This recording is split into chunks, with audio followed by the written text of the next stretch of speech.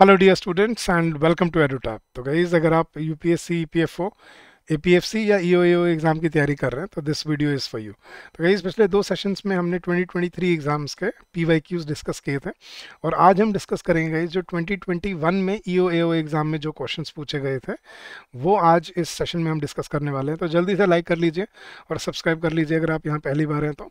और गाइस, एक बड़ी स्पेशल न्यूज़ है। First of all, festival season शुरू हो चुका है, सब फेस्टिवल मूड में आ चुके हैं, सब सेविंग्स करना चाहते हैं, सब पैसे बचाना चाहते हैं।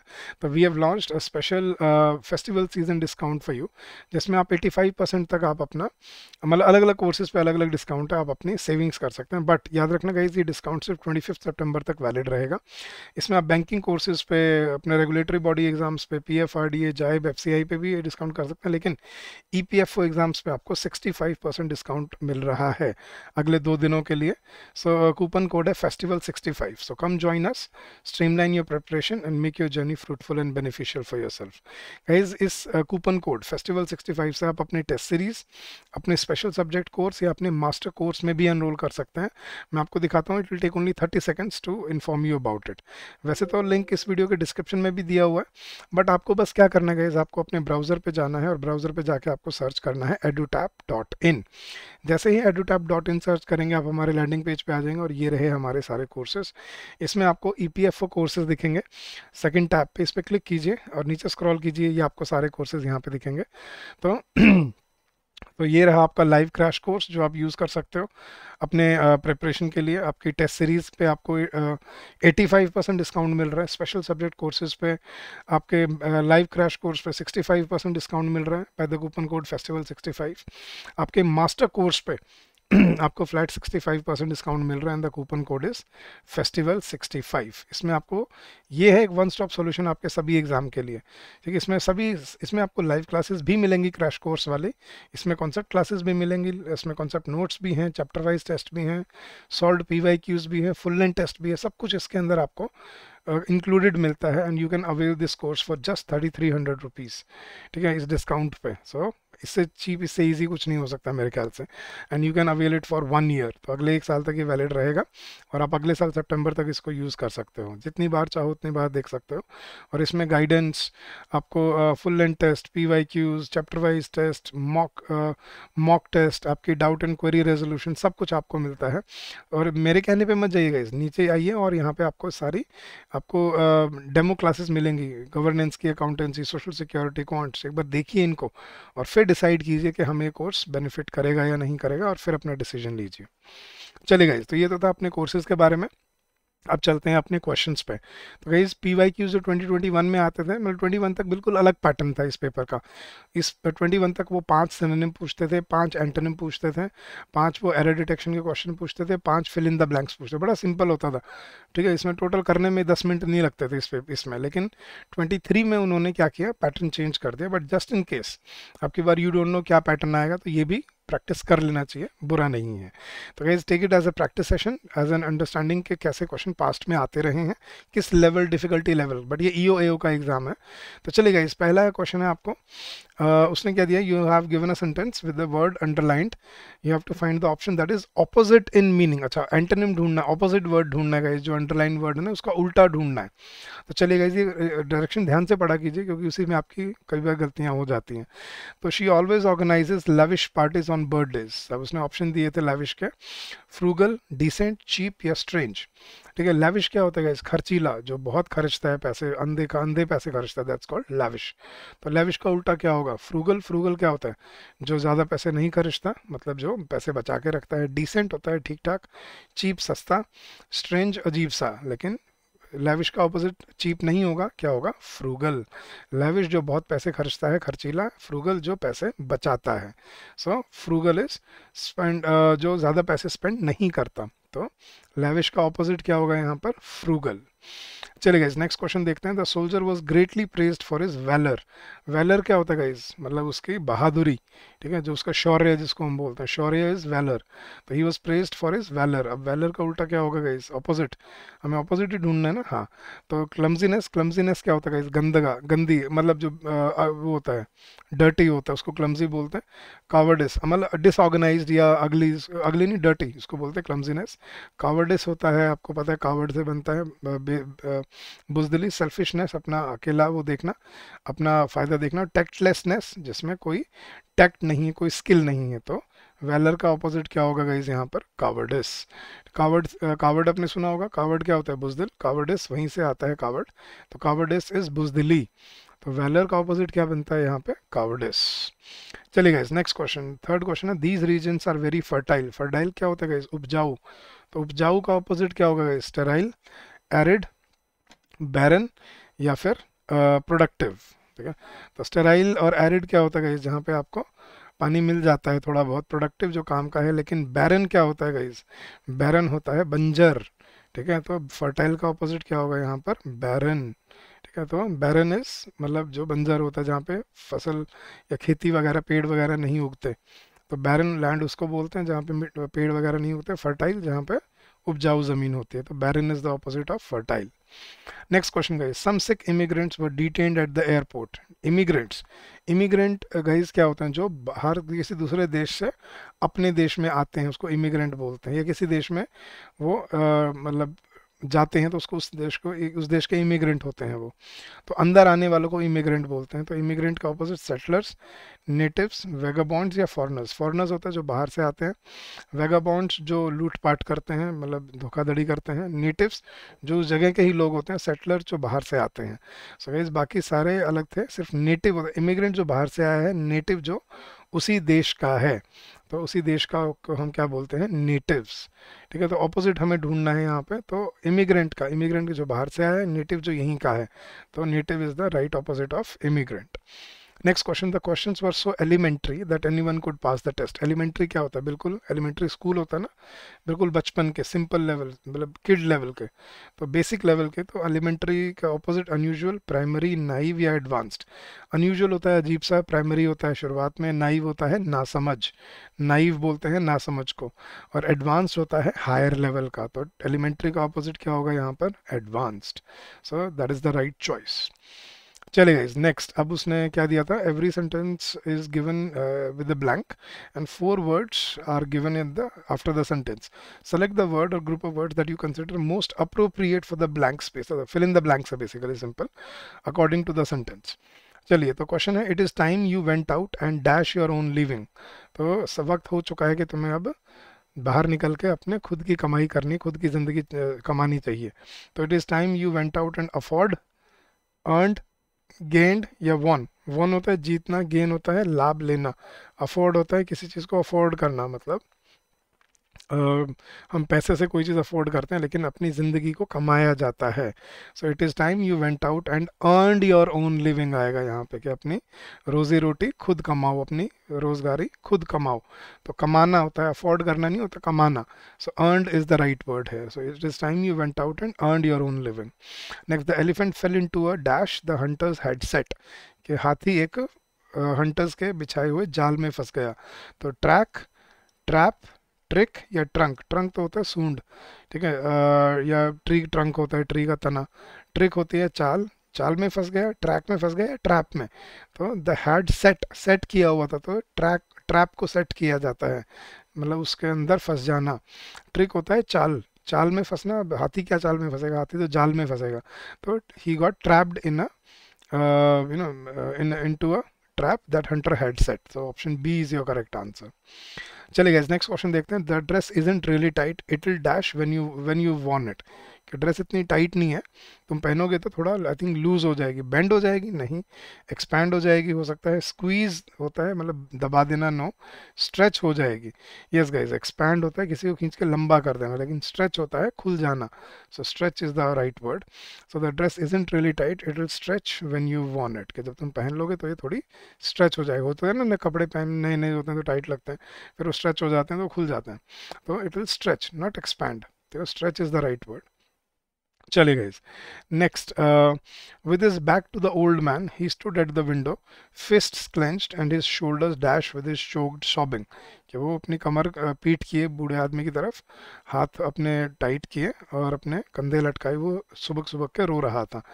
एंड हिज शोल्डर शिवर्ड, शिवर्ड होता है कांपना, शुक होता है कंधे लटक जाना, वाइब्रेट कंपन होना और मूव्ड हिलाना. तो आई थिंक इस कांपते नहीं है कंधे, कंधे लटक जाते हैं, मतलब नीचे झुक जाते हैं. तो with his back to the old man he stood at the window, fists clenched and his shoulders shook with his choked sobbing. के उसके कंधे झुक गए थे, मतलब उसको अपनी गलती का एहसास हो रहा था या बुरा लग रहा था, जो भी है. तो you shook your shoulders, you basically you in the sense के मतलब कंधे लटक जाना, ठीक है, स्लाइड कर जाना. Next question guys, question number 10. The bereaved, bereaved होता है जो दुखियाली, जो दुख मना रही होती है. The bereaved mother proudly received the gallantry award dash her brave son who had laid down his life in the recent war. कि अभी वॉर में जिस बेटे ने अभी अपनी कुर्बानी दी थी, उसके ब्रेव सन के लिए वो दुख बना रही थी, तो उसने उसके गैलेंट्री अवार्ड लिया. तो in the name of, in lieu of, on behalf of, for the sake of. For the sake of होता है किसी कारणवश, इन द नेम ऑफ उसके नाम पे, इन ल्यू ऑफ उस वजह से, लेकिन ऑन बिहाफ ऑफ उसकी जगह पर. So the correct answer is the bereaved mother proudly received the gallantry award on behalf of her brave son who had laid down his life in the recent war. So on behalf of is the right word. उसके जगह पे उसकी माँ ने gallantry award लिया. चलेगा इस next question. अच्छा, अब आए हैं आपको क्वेश्चन नंबर 11 से आपको एरर डिटेक्शन के क्वेश्चंस. आपको एक सेंटेंस को 3 पार्ट में ब्रेक किया है और एक फोर्थ ऑप्शन दिया है नो एरर. आपको बताना है अगर किसी पार्ट में एरर है तो कौन से पार्ट में एरर है, तो हमें वो ढूंढना है. तो एरर डिटेक्शन के क्वेश्चन होते हैं ये. तो देखते हैं guys. Neither the servants nor the clerk has done this. तो गाइस अब नीदर नॉर में क्या रूल होता है? Neither the servants nor the clerk, ना तो ये सर्वेंट्स ने किया है ना क्लर्क ने किया है. तो गाइस जो भी वर्ब, ठीक है, नाउन के ज़्यादा नज़दीक होती है वो उसको इन्फ्लुएंस, मतलब वो नाउन उसको इन्फ्लुएंस करता है. So neither the servants nor the clerk has done this. Clerk नज़दीक है, क्लर्क सिंगुलर है, उसके लिए हैज़ आ रहा है, तो बिल्कुल सही है यहाँ पे. No error is the correct answer. तो neither the servants nor the clerk has done this, तो क्लर्क के लिए हैज़ ही आएगा, that is correct. So no error in the sentence. चलेगा इस question number 12. The car which went past us when we were driving on the highway must have been doing at least 100 miles an hour. Guys इसमें आपको उसने exam में ना, पता नहीं official answer की में क्या आंसर दिया होता इसका, लेकिन इसमें गलती थी. The car which went past us when we were driving नहीं, while we were driving on the highway must have been doing at least 100 miles an hour. क्योंकि दो साइमल्टेनियस सेक्शंस होते हैं ना, ठीक है. तो वो हम जब हम गाड़ी चला रहे थे तो हमारे साइड से जो गाड़ी गुजरी दोनों साथ साथ हो रहा है, तो साइमल्टेनियस सेक्शंस के लिए वेल नहीं वाइल यूज़ किया जाता है. तो यहाँ पे करेक्ट आंसर था आपका वाइल. तो the car which went past us while we were driving on the highway must have been doing at least 100 miles an hour. तो that was the correct answer here. चलिए guys, third question. Raju will be back home in an year after his stay abroad. अब इसमें क्या गलती थी guys, ढूंढ सकते हो? Raju will be back in an year after his stay abroad. Guys year जो होता है हम इसको प्रोनाउंस करते हैं ईयर की तरह, लेकिन इसकी एक्चुअली प्रोनाउंसिएशन ईयर होती है. तो इसके आगे हम एन नहीं क्या यूज़ करते हैं, अ यूज़ करते हैं. तो Raju will be back home in a year, in a year होता है, इन एन ईयर नहीं होता. In a year after his stay abroad, तो यहाँ पे इन एन ईयर नहीं अ ईयर आना था. तो again option B was your correct answer. Next question guys. I have much work to do. Work is uncountable. I have ठीक है, to do मुझे बहुत काम करने को है. तो I have much work to do, again no error है गाइस, कोई गलती नहीं है सेंटेंस में. Sentence is correct as it is. तो I have much work to do sentence बिल्कुल ठीक था कि मुझे बहुत काम है करने को अभी. And last question. Psychology did not develop into a science based of care for observation and experimentation until the late 1800. क्या गलती है गाइस इसमें? Psychology did not develop into a science based of careful observation and experimentation until the late 1800. Guys based of नहीं होता, based on होता है, ठीक है. बेस्ड ऑन इसके बुनियाद पे बनी है. तो based on careful observation, based of नहीं होता. तो again option B is your correct answer. Based of नहीं, यहाँ पे बेस्ड ऑन आना था. Based on careful observation. So option B was your correct answer. चलेगा, इस नेक्स्ट क्वेश्चन पे चलते हैं। नेक्स्ट उसने हमसे क्या पूछा है, each item in this section consist of a sentence with an underlined word, select the option that is the nearest in the meaning. अच्छा, अब सिनोनिम ढूंढने हैं, सिनोनिम के 5 क्वेश्चंस आ गए हैं, तो जो अंडरलाइंड वर्ड है उसका हमें सिनोनिम बताना है। तो चलेगा, इस क्वेश्चन सॉल्व करते हैं। Today the newspaper is full of carnage and violence. Carnage क्या होता है गाइस? खून, मतलब खून में लथपथ होना, that's carnage. So bloodshed. Lust होता है गाइस आपका पैशन, कंसर्न चिंता, सटायर होता है मजाक, मजाक उड़ाना, ठीक है। लेकिन bloodshed is the right synonym for carnage. Carnage होता है लहूलुहान। तो today the newspaper is full of bloodshed, carnage and violence. Option A is your correct answer. Next, this religious gift that makes men human is still alive in Indian souls. Religious gift का क्या मतलब है यहाँ पे? Mystical मतलब जादू वाला, spiritual जो आपके spirit से related है, metaphysical जो समझ से परे है, philosophical जो सोचने में है, बस philosophy में है नहीं। The right answer is spiritual. The spiritual gift that makes men human is still alive in Indian souls. कि हमारी आत्मा में अभी भी वो spiritual gift जिंदा है, that makes us human. तो यहाँ पे स्पिरिचुअल गिफ्ट आना चाहिए था, रिलीजियस का सिनोनिम यहाँ पे स्पिरिचुअल सही बनता है। Next question is, it is difficult for us to imagine how much this safety means to everyone. It is difficult for us to imagine, imagine मतलब समझ पाना, तो फील करना, अंडरस्टैंड करना, थिंक करना या सी करना। तो इमेजिन का वैसे बच्चे थिंक लगा देते हैं, लेकिन इमेजिन का यहाँ मतलब it is difficult for us to understand, जो नियरेस्ट है मीनिंग में, तो जो यहाँ पे यूज हो सकता है, it is difficult for us to think या it is difficult for us to understand how much safety this safety means to everyone. तो ये सोचना ही बहुत मुश्किल है, तो this is difficult to understand is the right word, not think. Think होता है सोचना कोई काम, लेकिन इमेजिन करना मतलब सोचना, समझना उसको। Next question guys, public service is not merely something that occupies the hours you are doing it, but invades all your life and experience and affects them in one way or the other. कि public service सिर्फ एक 8 घंटे का काम नहीं है, पूरा दिन ही लग जाता है इसमें एक तरह से आपका, और पूरी ज़िंदगी कंज्यूम हो जाती है। तो प्रिजर्व होता है बचाना, डिमोलिश होता है तोड़ के किसी बिल्डिंग को गिरा देना, कवर होता है उसको कवर करना, स्पॉइल होता है खराब कर देना। तो I think it covers all your life, कि पब्लिक सर्विस सिर्फ 8 घंटे की नौकरी नहीं है, लेकिन ये पूरी ज़िंदगी को कवर करती है, जिसमें आपको आपने मतलब एक तरह से दूसरी तरह से आपकी पूरी लाइफ को, पूरे दिन को इम्पैक्ट करती है। तो it covers all your life. And last question guys, he was in the early part of the 20th century. He was in the early part of the 20th century a staunch nationalist of the liberal fold. A staunch nationalist of the liberal profuse क्या होता है guys? profuse होता है जब कोई चीज़ बहुत उससे बहती है, profuse उसको बोलते हैं बहना। dogmatic होता है मतलब पुरानी सोच का होना, प्लेंटीफुल बहुत ज़्यादा, tolerant, liberal is tolerant, yes, तो जो ज़्यादा कट्टर नहीं होता, जो थोड़ा सा नॉर्मल टॉलरेंट होता है, लिबरल होता है। So tolerant is the right word है। तो ये थे गाइस आपके EOAO एग्ज़ाम जो 2021 में इंग्लिश सेक्शन में जो क्वेश्चंस आपसे पूछे गए थे, and I hope this will help you in your preparation and in your journey ahead. तो चलिए गाइज, अगर आपको फिर से मैं बता देता हूँ जाने से पहले कि हमारी एक स्पेशल सेल है जिसमें हम फ्लैट 65% डिस्काउंट ऑफर कर रहे हैं अपने UPSC EPFO कोर्सेज पे, APFC और EOAO दोनों के लिए जो एप्लीकेबल है इस साल। तो गाइज जल्दी से जाइए, इस वीडियो के डिस्क्रिप्शन में आपको लिंक मिल जाएगा, और आप हमारे सारे courses, test series, subject, special subject course, master course, ये सब आप अवेल कर सकते हो। मैंने आपको सेशन की स्टार्टिंग में बताया है कैसे आप हमारी वेबसाइट विजिट कर सकते हो edutap.in, और आप अपने कोर्सेज को एनरोल कर सकते हो वहाँ से। वो साफ सीधा स्पष्ट लिंक दिख जाएगा and you can enrol your self in this courses. तो जल्दी से जाइए, ये सेल सिर्फ 25 सितंबर तक ही वैलिड है गाइस। ये आपको सिर्फ परसों तक ही बेनिफिट मिलेगा इसका, इससे ज़्यादा ये बेनिफिशियल फिर आगे नहीं रहेगी। तो make it count and get 65% discount on our courses. चलिए गाइज, तो आज के लिए इतना ही।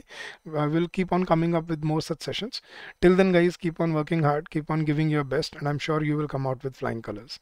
गाइज कोई डाउट हो, कोई क्वेरी हो, तो you can call us on this number during the office hours, which is 8146207241, or you can also drop us an email at hello@edutap.co.in. That's our official email ID. So thank you so much once again guys, all the very best, and keep on working hard, keep on giving your best. I'm sure you will do very well in your exam this year. So happy learning to all of you.